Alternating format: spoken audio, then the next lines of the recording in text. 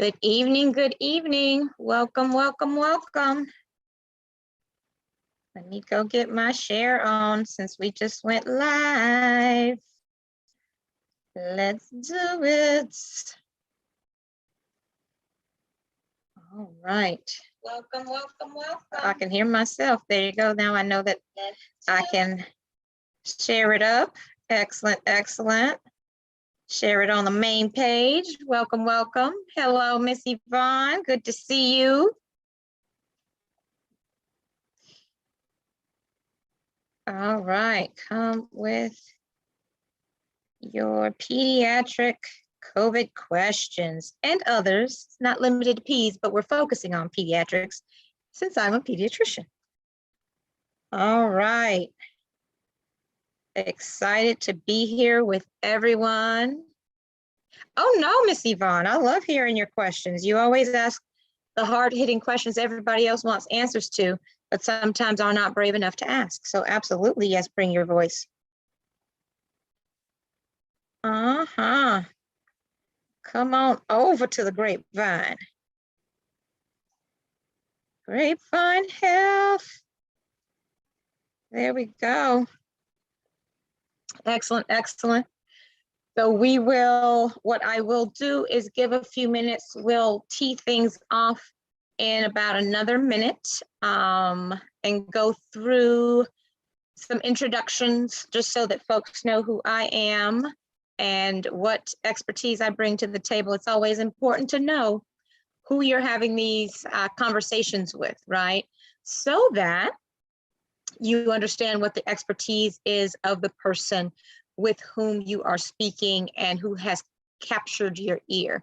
There are a lot of experts in the mix, right? Like everybody who has a camera and can record all of a sudden in these spaces becomes some form of expert, and they end up sharing information that they heard, didn't vet it, didn't confirm whether or not it was accurate, they just pushed it out. And so through the organization, exactly, there's misinformation, which is I didn't know it was wrong, and then disinformation, I knew it was wrong, and I want to convince you of this wrong information just because that's the way I operate, right? Either because I like to cause confusion or I have fully wedded myself to this disinformation and feel like you should believe it too.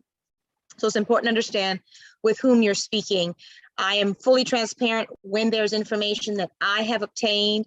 I focus on the experts, right? I look at immunologist, virologist, epidemiologist, all of the ologists that I am not. I am a pediatrician, I am an obesity specialist, and I am a public health expert, having received my master's in public health from the Johns Hopkins University School of Public Health and my medical doctorate from the UCLA School of Medicine. So that's my level of expertise. I've been a pediatrician for almost 20 years, but my most important job is that of mommy.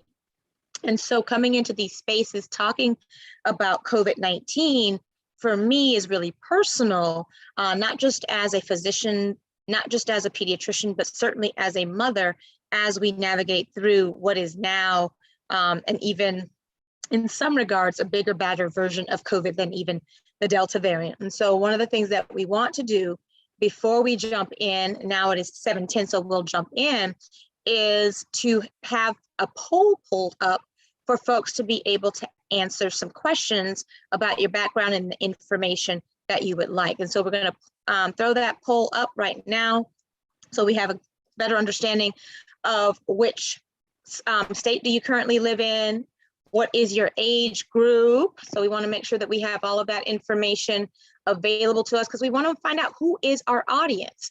We want to find out, have you already received your COVID-19 vaccine, to get a sense of who's showing up in these conversations. Have your kids received their vaccine? The fact that less than 15% of 5 to 11-year-olds have gotten their shot tells me that a good number of people have not gotten at least their younger children vaccinated. And then how did you hear about tonight's session, just so that we know how we were able to connect with you, all right? So that's the poll that we've posted up for folks to be able to engage in order for us to get more information about who's showing up and having these conversations with us. So I'm going to give a minute for those 5 questions to be answered, and then we'll jump in to this conversation on kids COVID and the vaccine, and now the Omicron variant, especially with so much late breaking news happening just today. The Pfizer drug was approved just today. So what does that look like for pediatrics and even for the adult population? And how do we navigate through as we enter into Christmas and the new year, particularly for our little ones who have not yet been able to get vaccinated? So I'll give you another 30 seconds for the poll, and then we'll jump into some of these nuggets. I look forward to connecting with you guys. Look, for thus far, we got DC represented very well, and importantly so, as the District of Columbia now leads the country in terms of daily cases per 100,000 residents. That is definitely something that we have to pay attention to. I'm loving the fact that of the folks who are now in attendance, that they are vaccinated and their little ones are vaccinated. So let's jump into some of this goodness in terms of updates. I always like to start out with numbers so we know where we are, particularly when it comes to our little ones. We are averaging over 100,000 new cases of COVID-19 per week among our children. We have not yet seen a significant spike because of the Omicron variant as of yet, but I would imagine within the next week or so, given that it is now the dominant variant, over 70% of new COVID-19 cases are now due to the Omicron variant. It has now outcompeted Delta. Doesn't mean that Delta has gone anywhere. It's still around. We still have 27% of our cases associated with the Delta variant, but we have a significant increase in terms of the number of cases based on the Omicron variant. In terms of the percent of children having COVID in comparison to adults, of all the new COVID cases since last week, children make up about 23% of them. We had reached as high as close to 30% at the peak of the Delta wave. We are now at 23% of all COVID-19 cases being made up of children. Now, keep in mind that little ones make up around 22% of the population of this country. And so they are representing fairly strongly in terms of these new COVID cases. With Christmas coming up, with folks traveling and spending more time with family, we assume that both for adults and for children, these numbers will go up simply based on Christmas travel. But what we also have to take into consideration is what happens now with this Omicron variant. So let's talk about what we now know about this Omicron variant. The first thing that we had to figure out was, is the Omicron variant more infectious than even the Delta variant? Well, there's a lot of information that's just come out in terms of the Omicron variant. What we now know is that the Omicron variant is at least 3 times more infectious than even the Delta variant, which was up to 6 times more infectious than the original COVID-19 virus that came out last March of 2020. What we also know is that the Omicron variant is replicating. It's copying itself much faster than even the Delta variant, up to 70 times faster, which makes it more infectious. The third reason why the Omicron variant is more infectious is where it causes infection. So we now have studies that came out just this week showing that what we know to be true with most of the COVID-19 variants was that they cause a lot of lung infection and lung inflammation. They like to hang out in the lungs and then go to other parts of the body. The interesting thing with the Omicron variant is that it likes to hang out in the upper part of the airway, in those air tubes called the bronchi, the same place if someone got bronchitis, that same place. And the higher up in the airway an infection likes to hang out, the more you can actually shed virus because it's closer to the mouth and the nose. So you've got a virus that is more infectious, a variant, I should say, that replicates, multiplies itself much faster, a variant that likes to hang out in the upper part of the airway to be able to shed more virus. And then the fourth reason why the Omicron variant is more infectious is because we now know that the spike protein on the Omicron variant has mutated so much so that if you previously had a COVID-19 infection, whether it be the OG COVID, the Alpha variant, the Beta variant, or even the Delta variant, that you are at risk for reinfection, up to 5 times higher the risk of reinfection with Omicron variant than even with the Delta variant. So what that means is that even if you had COVID before, you are at significant risk for having COVID again. That's also an issue when it comes to us who have been vaccinated, especially if you haven't gotten your booster. So if you've gotten your 2 shots of Pfizer, and I would assume the same thing likely is with Moderna, although we haven't seen the data come out. But what we do know is that just 2 doses of Pfizer take how well this vaccine works to recognize that spike protein. And imagine the spike protein being like a key. And our neutralizing antibodies, the first soldiers that show up to fight off and prevent infection, those neutralizing antibodies jump on that key like a lock. Well, in order for a lock to recognize a key, it has to recognize all the grooves, if you guys know what I'm talking about. What ends up happening is the grooves of that key, the spike protein, change. And when the lock, those neutralizing antibodies try to recognize this key, it's like, I don't know what this key is. I don't recognize it. It cannot lock on to then trigger all of our other immune responses, which is why we are strongly recommending that you get a booster if you haven't already.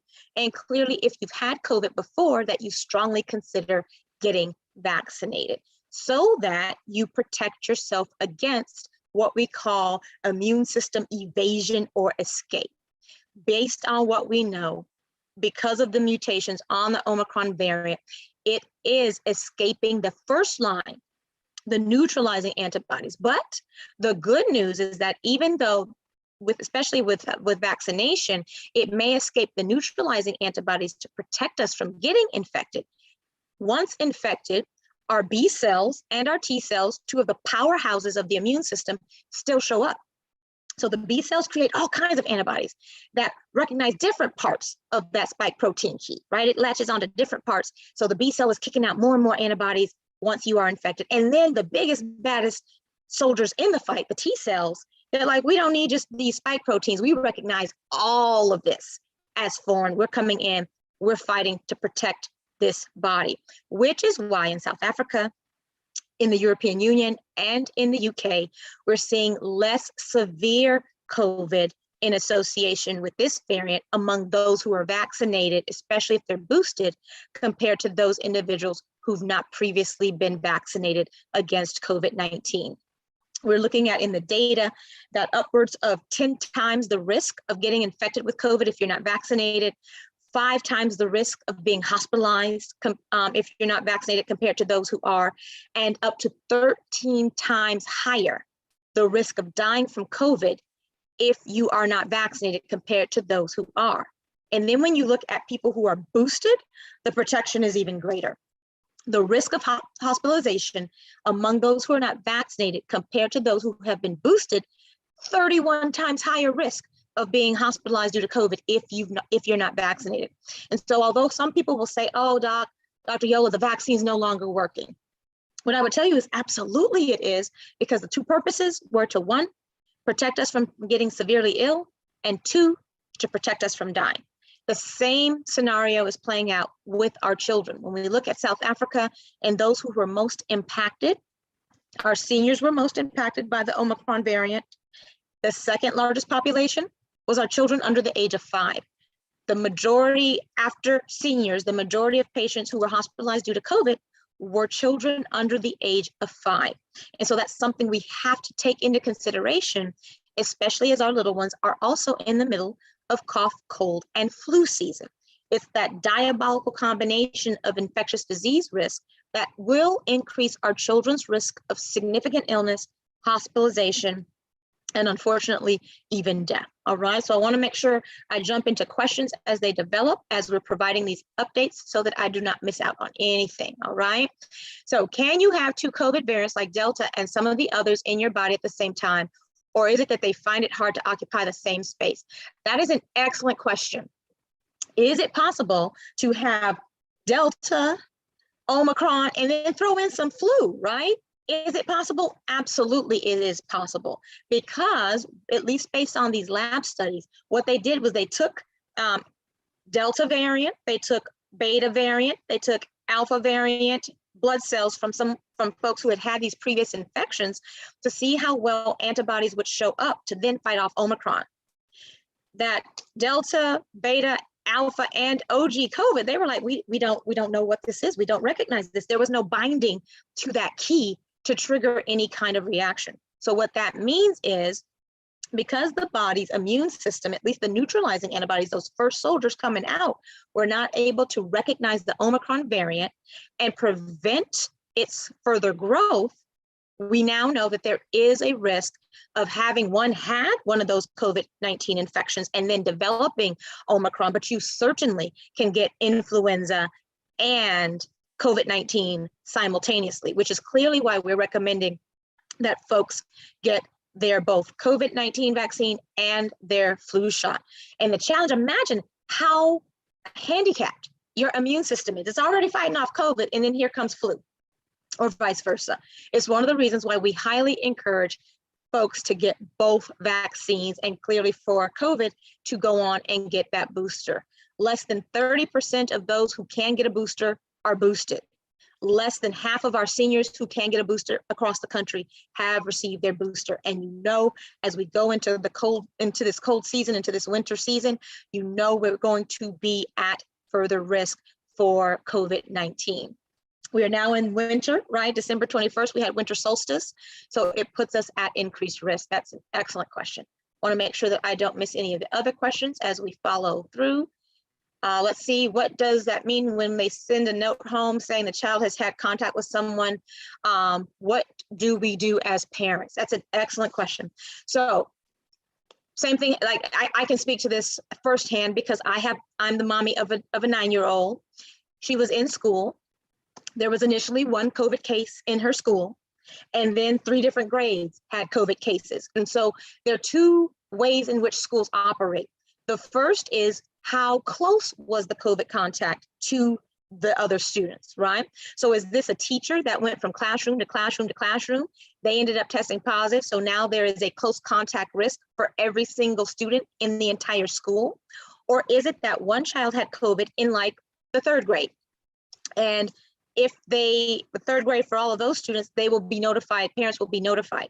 That does not mean that pre-K through 8th grade needs to be notified that 3rd grade had a sick contact. The only folks that truly need to know are those who were in close proximity to that student in that classroom or to that teacher in that classroom. So whenever a parent or guardian gets a note that your child was a close contact to someone who had COVID, what does that mean? First, it likely means that there will at least be several days that those students are out of school, on average between 7 to 10. What it also means is that everyone in the classroom will likely need to be tested for COVID-19. This question really speaks to the importance of what we call surveillance testing. So there's a difference between a child testing positive and then having to notify everyone that they tested positive versus everyone getting tested at least weekly or monthly to know who is at risk for COVID, so that we don't end up having to find out once someone started developing symptoms, once someone has been around a large percentage of the population. It's much better to do surveillance testing, meaning everybody gets tested every week or everybody gets tested every month, and not all schools have that sort of system. A lot of schools operate in we just found out that Tommy has COVID, now we need to go out and send this notice. We have to prepare ourselves, especially as we come back from the Christmas break, about what protocols should be put in place so that COVID isn't brought into the schools. And the minute the kids are in school, they're right back out in the virtual setting. We have to have protocols in place. The conversation needs to start now. It shouldn't start when kids come back. It should be starting right now as children are getting ready to go off to their Christmas breaks. That's what I would expect at my daughter's school. I have written emails to ask that question. I know of other parents and caretakers who are asking those same questions. We have to do what we need to protect our children. Last time I checked, we have now lost over 1,000 children. Over 1,000 children to COVID-19, and that number has started to increase over this winter season as we have seen deltas, particularly with the Delta variant. We've seen a significant increase in the number of children who've lost their lives to COVID just in the past month and a half. We went from close to 800 cases to now over 1,000 cases, and the majority of those children who have lost their lives to COVID-19 have been among communities of color. Black and brown children are disproportionately impacted by COVID-19 infections, hospitalizations, and death. So we really have to be purposeful in protecting our children in any way we can. That means us masking up, testing up, vaxxing up, boosting up, and strongly considering getting our children vaccinated as well. I want to make sure that I don't miss anything. Let's see. Next question.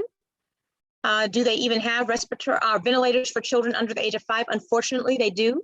We have the potential to support children and babies as early as X20 weekers, right? So as a pediatrician, I have had the blessing of being able to take care of little ones who were like X24 weekers, really, really tiny micro preemies. And we do have the capacity. We don't want to ever have the capacity to put children on breathing machines, but certainly we have the capacity to do so. The good news within the pediatric population is that it is a rare occurrence that children get sick enough to need to be put on a ventilator, but that does not mean that it does not happen, right? And with this Omicron variant, now people are comparing it to something like measles in terms of its ability to spread, with a higher number of COVID-19 cases just based on math, chronic disease presence among the pediatric population and the adult population. We know that when numbers go up in terms of COVID-19 cases, so do hospitalizations and so do deaths. The good news coming out of South Africa, particularly related to deaths, is that they did see an increase simply based on the fact that they saw an increased number of people with COVID. And in terms of hospitalizations, they were able to see pretty much comparable rates of rise of hospitalization associated with Omicron as they did with the Delta variant. Now, the interesting thing that I think is very important, there's a lot of conversation about the Omicron variant being less severe. But the data coming out of South Africa showed that if you ended up in the hospital with the Omicron variant, you were just as likely to have severe illness as you were with the Delta variant. So don't let folks trick you into thinking, oh, this is just like the cold, you'll be fine, especially if you are a senior over the age of 65, adult or child with chronic diseases like obesity, heart disease, high blood pressure, or diabetes, or if you are immunocompromised. But because we collectively are around all of those people that fit into those categories, we all have to operate in a space as if we are all high risk, because we have to be our brothers, our sisters, our grandmothers, our grandparents, and our children's keeper. All right. So let me make sure I don't miss anything. So do you have any treatments that are available for children, or if not vaccinated, run and get that shot? Absolutely. So let's talk about your kid has COVID. Now what do you do, right? The good news is that monoclonal antibodies are now available for children up through the age of 2. The challenge with the Omicron variant is that a lot of the monoclonal antibodies that we were previously using for COVID, the Regeneron product, we had at least 3 different monoclonal antibody treatments that we were using in the adult space and for children over the age of 12. Well, about a month ago, those monoclonal antibody treatments were made available for children over 2 and older. Then showed up Omicron.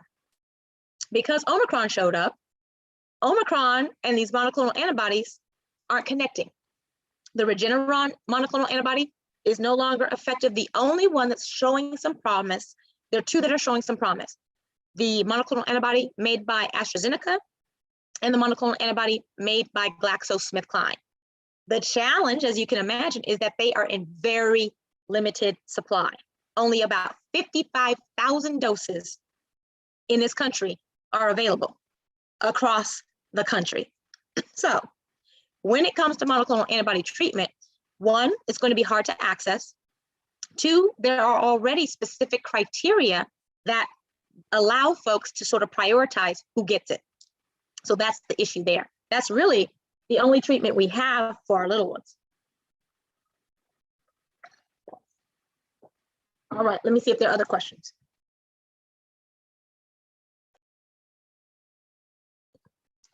All right, let's see.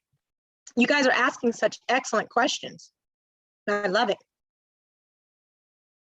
Let me scroll up. Let's see. I'm worried that there might not be enough medicines. As a parent, how do I prepare at home? That's an excellent question. I think one of the important things to think about is not just medications, right? So as much as I focus on preventative health and the importance of vaccines, one of the things that we also have to talk about are what are some of the things that we can do naturally? What does optimum health look like as we enter into the winter?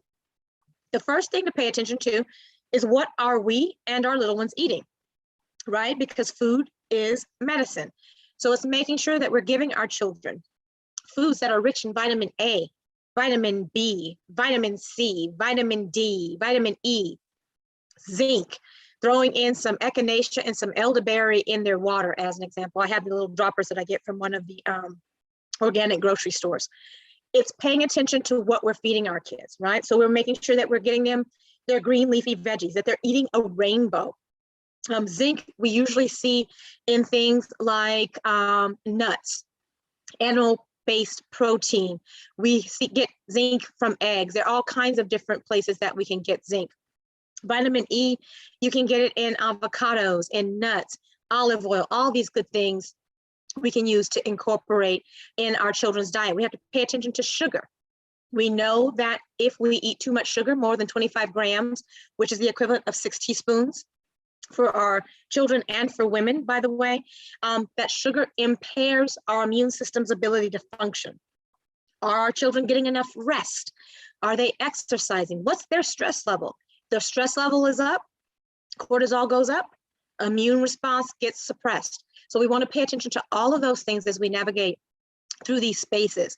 There have been a couple of studies looking at things like mouthwash. There's certain mouthwashes that we can use that help to decrease the amount of virus, if exposed, how much virus may exist in what we call the oropharynx, or the back of the throat.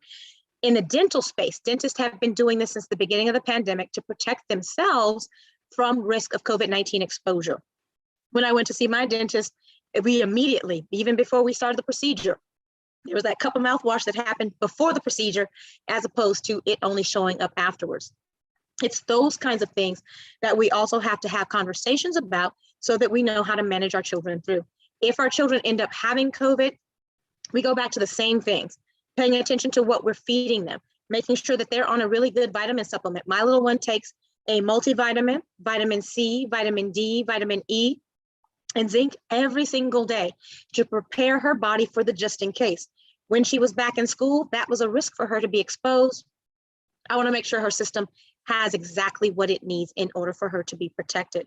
In terms of other medications, for now, outside of the immunoglobulins or the monoclonal antibodies, only those who are hospitalized have access to things like Decadron and remdesivir. Those are for significantly ill patients. With this new Pfizer medication that just was approved as of today, this medication is indicated for children 12 and older. So if you have a child who's under the age of 12, our treatment modalities are pretty limited. That medication was not studied in the pediatric population.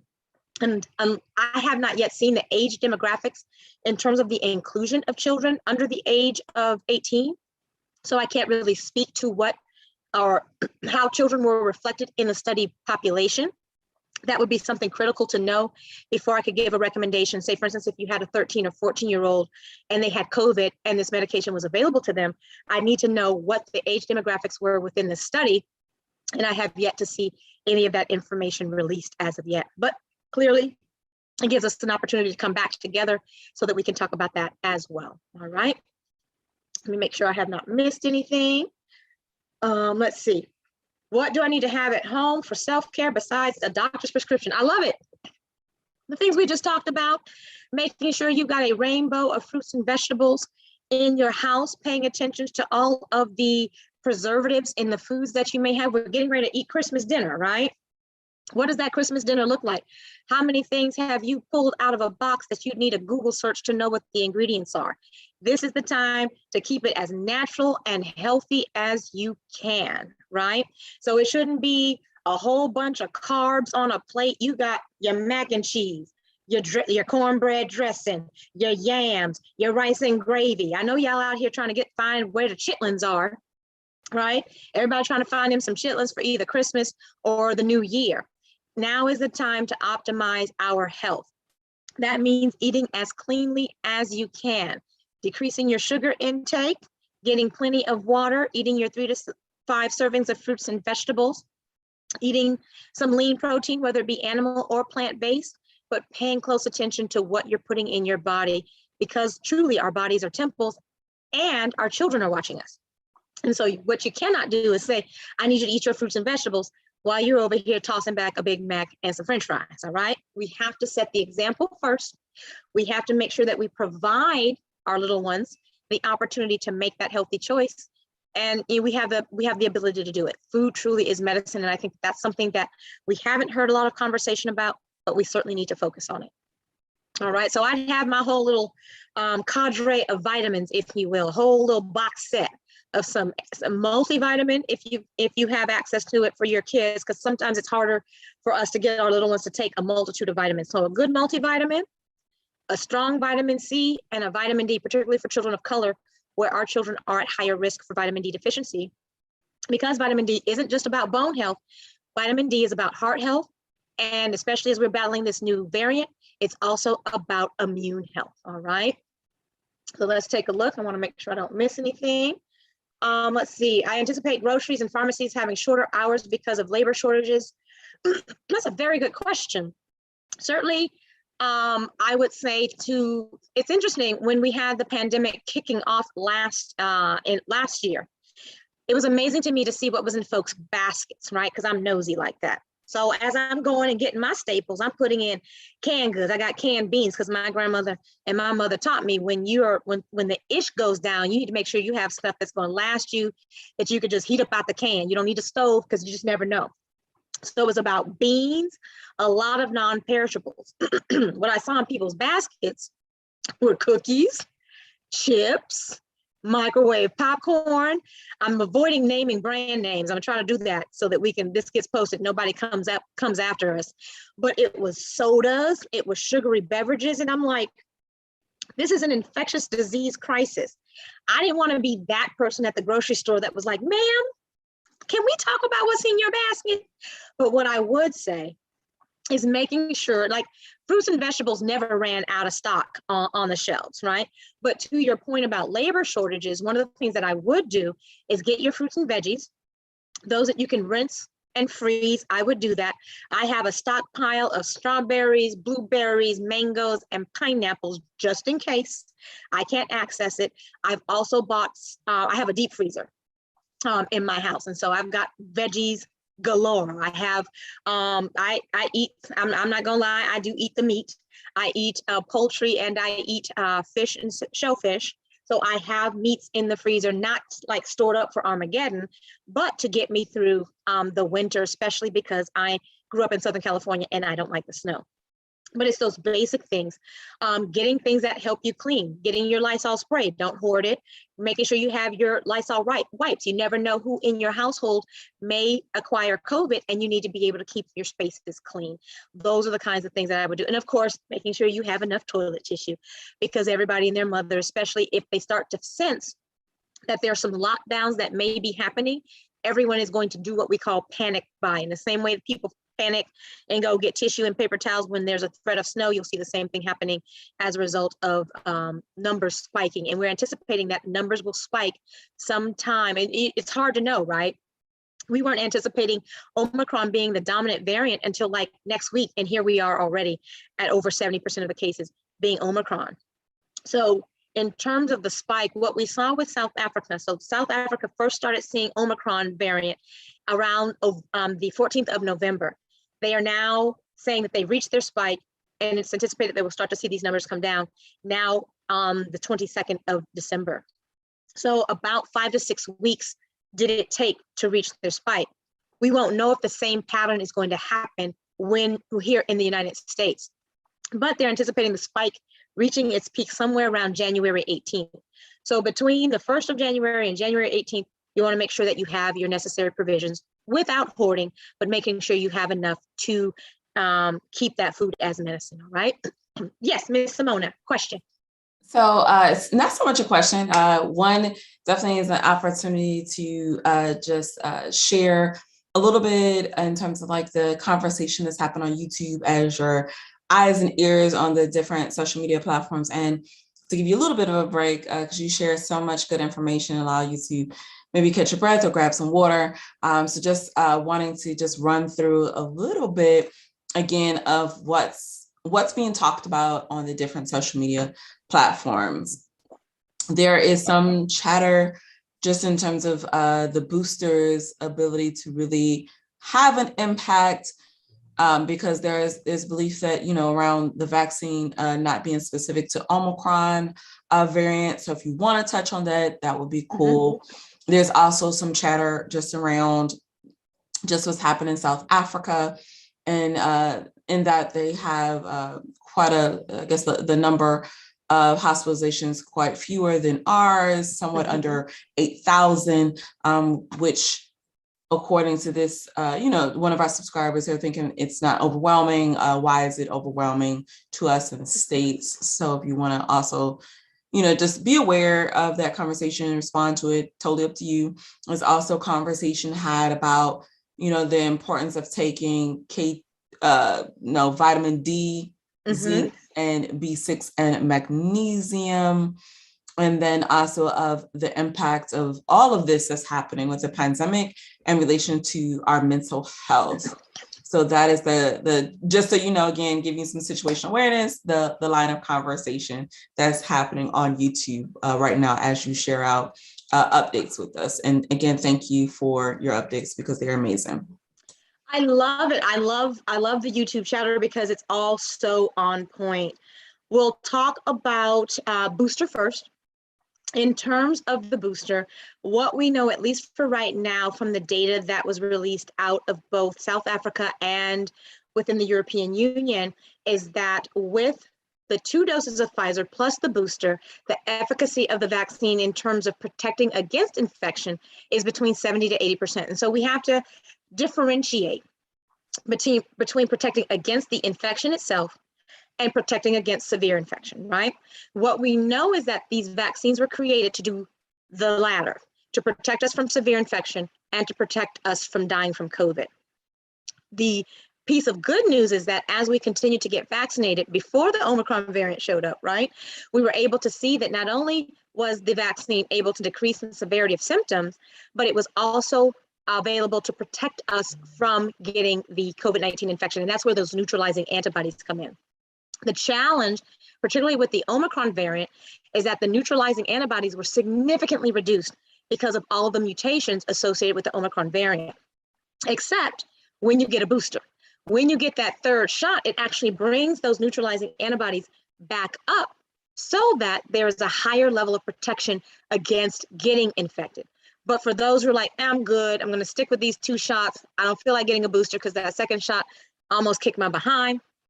I fully understand it, but what we know based on that information is that the neutralizing antibodies come down, but the ability of the immune system, even with those 2 shots, to protect you from severe infection and death are still very much significantly impacting our ability to be protected from that severe illness. And so that's where we have to really position ourselves. The expectation of the vaccine is triple-fold. Protect you from getting infected, protect you from getting severely infected, protect you from dying. What we know, even with the 2 shots, is that it's still doing an excellent job of protecting us from severe infection and protecting us from dying. 2 shots isn't doing as well with protecting us from getting infected, but the booster is. The challenge now, seeing other countries navigate through this months ahead of us, is what does this look like several months out from our last booster? In countries like Israel, they're actually having conversations now about considering a 4th booster, particularly for their seniors. You guys likely know that as we age, our immune system can't maintain the same level of response that it did back in our 40s, 30s, 20s, etc. And the older you are, the higher the likelihood that your immune system will sort of poop out over a shorter period of time. That's what they're seeing in Israel. And so now Israel is suggesting that the 60+ population get a 4th booster. Are we there yet in this country? No, we are not there yet. What we are talking about is whether or not there should be the addition of an Omicron specific response to our current boosters, because it doesn't make sense to boost if the boosters aren't speaking to what is actually causing the majority of the infections, at least not for right now. And there is a conversation happening about whether or not we add on an Omicron specific component to our current booster, and how willing will people be to accept that booster. And that's a question that each of us has to really contemplate in terms of our protection against this new variant. Now, the next question that is reflected in the YouTube conversation is, how severe is it? Is it even worth having to get another booster if what we're hearing is that the Omicron variant doesn't cause as severe illness as, for instance, the Delta variant? One of the things that we have to be very careful of when we compare ourselves to South Africa is, one, the South African population as a whole is younger than the American population. That's number one. Number two, the South African population isn't dealing with the same levels of chronic disease like obesity, type 2 diabetes, and heart disease that the United States is. Number three, South Africa has been able to approach this from a very collective standpoint, right? So South Africa creates these initiatives, the entire country follows suit, we get tested, we mask up, etc. Here in the United States, it's like the wild, wild west. Every state does its own thing. Over here in Florida, we're banning masks. Over here in Maryland, we have a mask mandate. And so for all of those reasons, we cannot say for certain that the Omicron variant is going to be mild in the same way that it was in South Africa, which is the reason why we're still telling folks to mask up, vax up, boost up, test up, so that you know your status, you get yourself protected, and you navigate through this as vaccinated and protected as you can. So that's where we are in terms of sort of this comparative analysis. The good news in terms of hospitalization rates, when they did compare hospitalization rates due to Delta, comparing that to Omicron in South Africa, what they did show was that there were 50% less patients hospitalized with Omicron than there were with Delta. That is definitely a piece of good news, but we also have to keep in mind younger population, not dealing with the same level of chronic health issues that we do here in the United States. Over 40% of adults are dealing with obesity in this country. Over 40% of children are dealing with obesity in this country. And we know, based on even recent data that just came out, that obesity is a leading risk factor for disease severity and death. And so that's why we have to be very careful in how we compare how we're doing to what happened in South Africa, what happened or what is currently happening in different countries within the European Union and within the United Kingdom. And Simona, let me know if I've missed, vitamins and nutrients. I'm loving the fact that you guys are bringing up essential vitamins, minerals, all of those things. You are absolutely right. We do not have enough conversations about what are the things that we do to keep our bodies healthy. What do we do to optimize our health? The likelihood of each of us coming real close to this Omicron variant is very, very real. And so it's, what do we do? One, to prepare ourselves so that our immune systems are ready to fight. And two, what do we do if and when we have COVID so that we're able to navigate through this and be able to return to as optimal of health as we can. I just saw a patient just yesterday battling long COVID. We know that up to 10% of folks who have had COVID will develop long COVID symptoms. So around 10% of adults, close to 8% of children have manifested long COVID, meaning after your 2 weeks of dealing with COVID, you're persistently having some form of symptoms, 6 months, 12 months. So for some folks, they're still dealing with long COVID, and they had COVID back in March of 2020. And so it's doing things like incorporating anti-inflammatories in your foods, eating foods that are rich in antioxidants, like pomegranates, which I just devoured last week, like acai, which I just had a bowl of yesterday. It's really looking at various foods to see how they link us to the protection that we need so that we can make full recoveries for ourselves and for our children. But you guys are right on point in terms of those natural foods, natural supplements that we can use in this fight against COVID-19. Excellent. All right, let me see. Make sure I don't miss anything in the chat while Simona updates me on what the chatter is. So thank you, Dr. Yola, for everything you just shared. I do feel like it's really, it makes this conversation more dynamic when we're able to pull in, the conversation that's happened on the different social media platforms and centralize it so that you are aware and can respond to it. So again, thank you. Oh, you're so welcome. There are 2 questions that come from our YouTube subscribers. And again, thank you to those who are on YouTube, who are tuning in. We definitely appreciate you being here for the conversation. And as we always say, there's no question that you cannot ask, right? Right. There's some conversation about the variant that we're experiencing now being mostly upper bronchial trait and less likely to enter the lungs. Hence, it's more like COVID symptoms. So if you could, again, just confirm that is the case. And then also, if you could also give your opinion about how many boosters you think it will take to get us on a better path, that would be amazing. Excellent.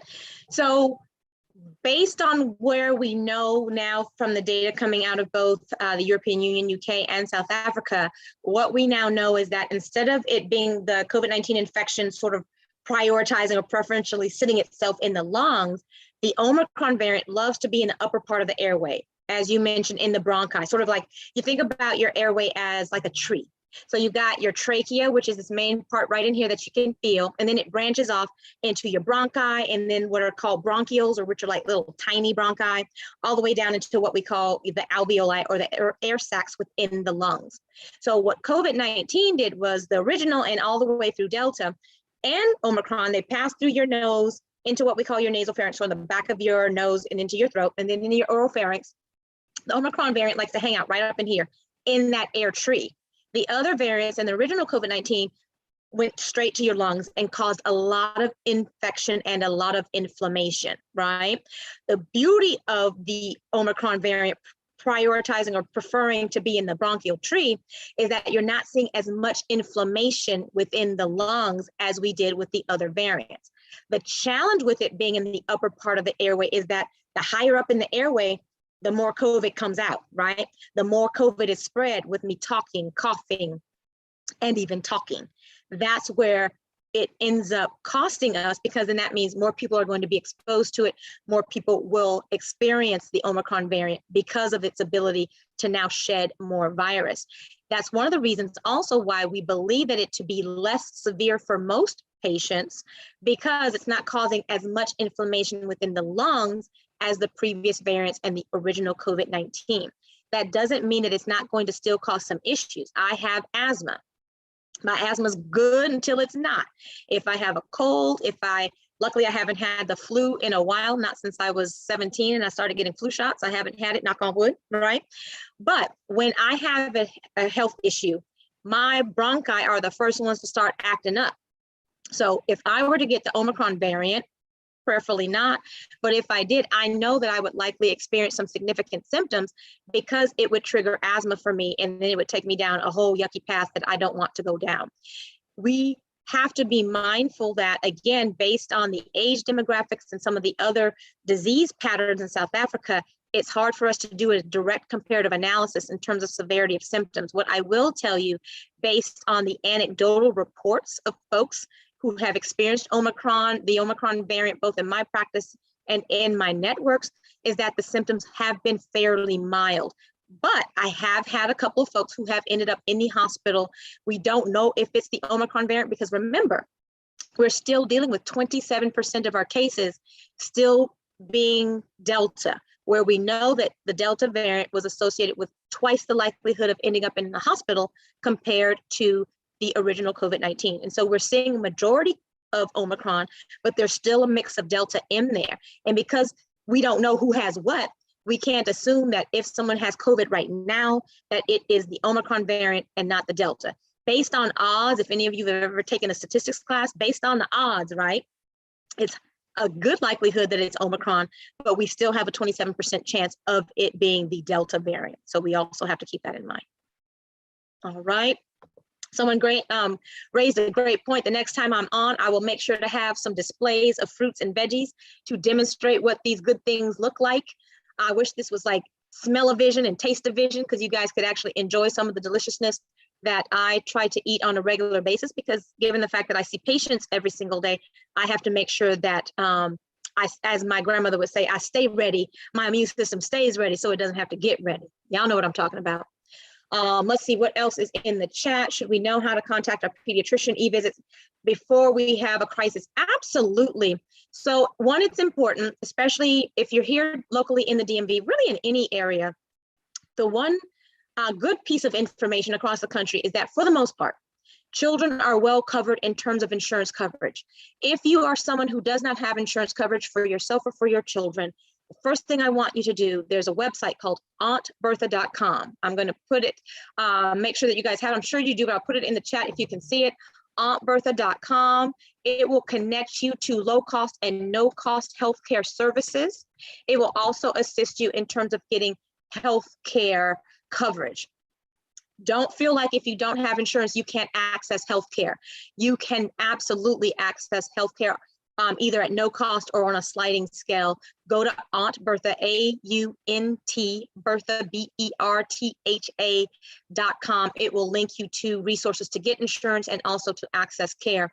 One of my biggest concerns, especially related to this Pfizer pill, is that it will further cause disparities. It will cause an issue of access. If I don't have a doctor to call, a place to go to get an appointment, where am I going to get the Pfizer drug?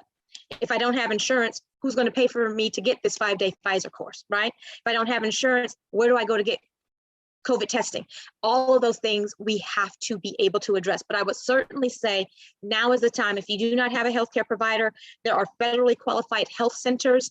Here in Prince George's County, we have Greater Baden. In Washington, D.C., we have Unity Healthcare Systems, excellent healthcare systems that provide phenomenal care. Tap into your health network so you do not end up in the emergency department. Emergency departments are flooded. That we're talking an average of 5 to 10 hour waits. It doesn't mean if you're having chest pain, you're worried about something that is a true emergency that you shouldn't go, but it's important for you to be able to access an urgent care center, a nurse line, a doctor line, so that you have someone to talk you through what's going on with you or with your child. But that's a very important question, all right? Let me scroll up and make sure that I don't miss anything else. Let's see.